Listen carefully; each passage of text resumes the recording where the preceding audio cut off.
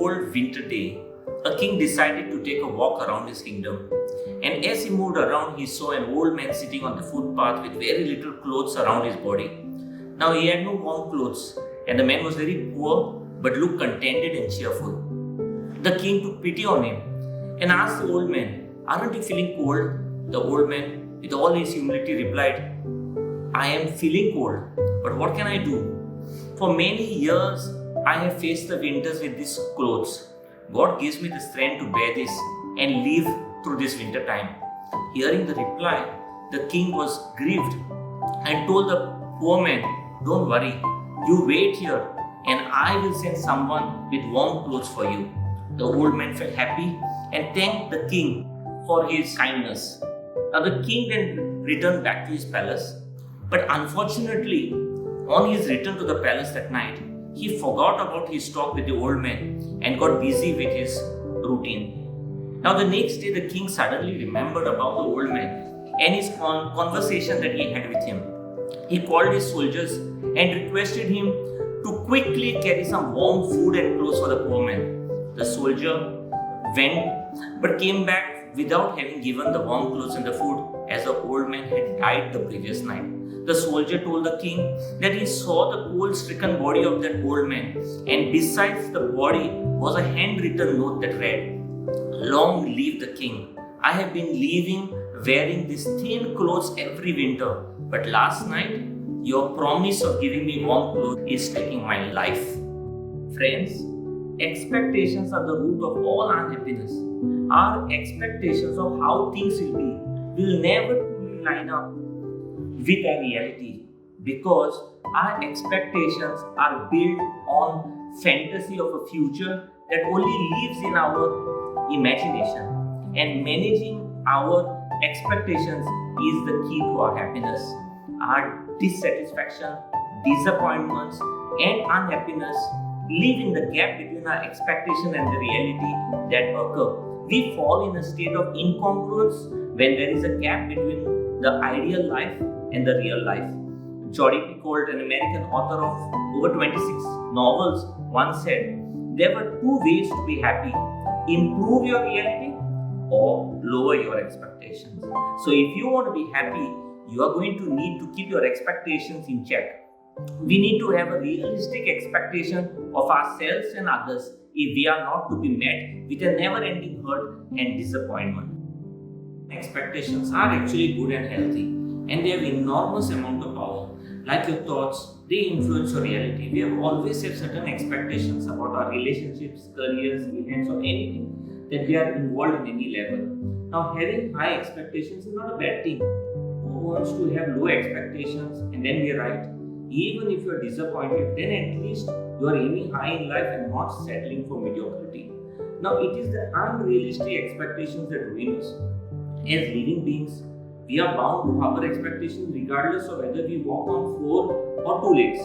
Our expectations can get the better of us when we expect more than what is realistic in each situation. Now, unrealistic expectations can happen in so many ways. Now, in a talk titled "Why We Are Unhappy: The Expectation Gap" by Netware, he explains the concept of expectation gap and why we are actually unhappy. The expectation gap is defined by our expectations being greater than our reality. He identifies 3 different types of gaps. The first one is imagination gap. Then he talks about the interpersonal gap, and the third is intertemporal gap, which are formed by imagination, by the people around us, and by our past experiences. Now, the imagination gap happens when what we imagine actually exceeds the reality. Netware asserts that our decision-making process undermines happiness, and technology today makes it much worse. What technology does is that it skews our vision and distorts reality. We compare our worst moments to other people's best moments, which very often is or are filtered. We may not even realize this mismatch comparison, and this is what makes the unreal seem real. Now, the imagination gap has an impact on unhappiness, largely reflected by the use of technology in 3 key industries, namely the beauty and wellness industry, the travel and tourism industry, and the pornographic industry.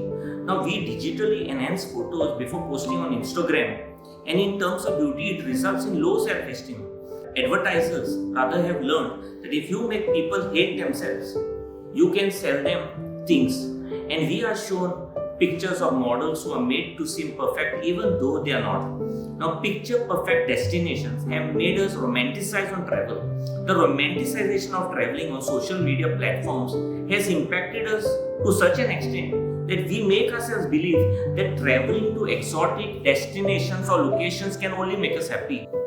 Save your money, quit your job, travel the world, and pure bliss is yours.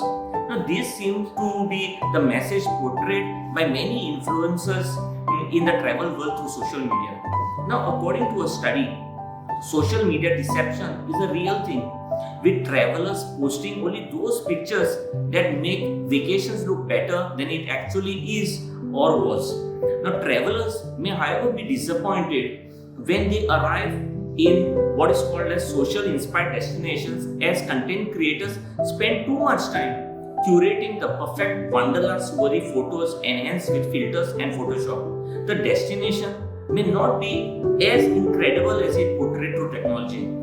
Now, I must admit that I personally was a victim of the imagination gap, largely as an outcome of exposure to digitally modified blow-ups of tourist attractions on my travel to Europe. Now, when I first visited Louvre in Paris, the world's most visited museum, the museum had over 380,000 objects, yet the Louvre's most famous art piece is undoubtedly the Mona Lisa.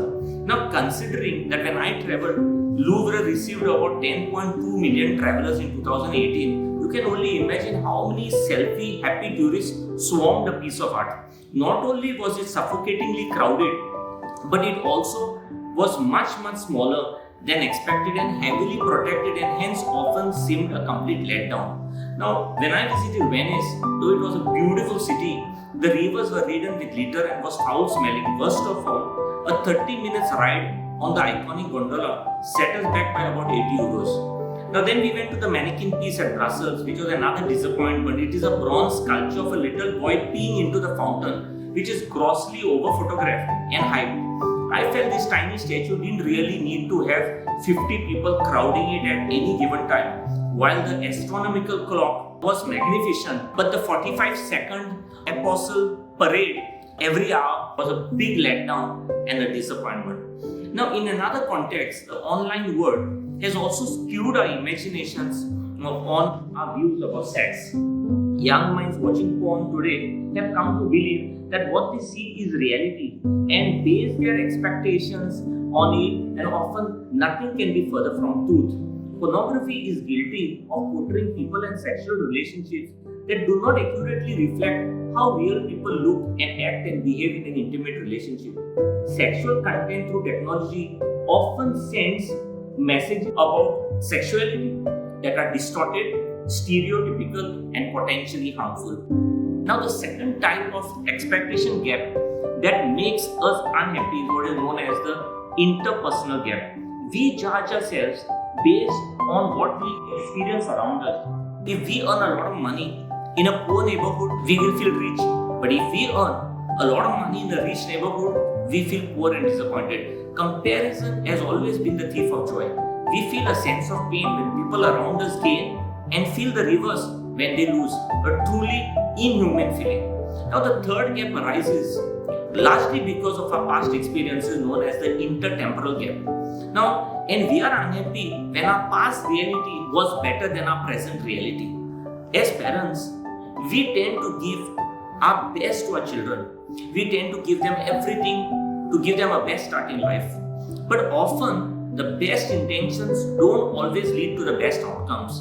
But while we give them everything, it's much harder for them to have what is called a positive intertemporal gradient. As grown-ups, if they are unable to meet the reality as they have experienced in their early days, they will surely be unhappy. Now, the problem of unhappiness is further compounded when we begin to tell our children that they are very special and they are unique and they are one of a kind, that they are amazing. We encourage them and we tell them that they can be like Elon Musk or Jeff Bezos or the next Mark Zuckerberg. What we actually end up doing is that we raise their expectations a little too much.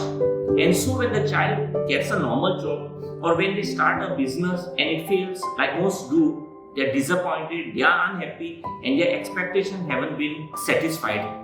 Yes, children do need self-belief, but we should not dilute them.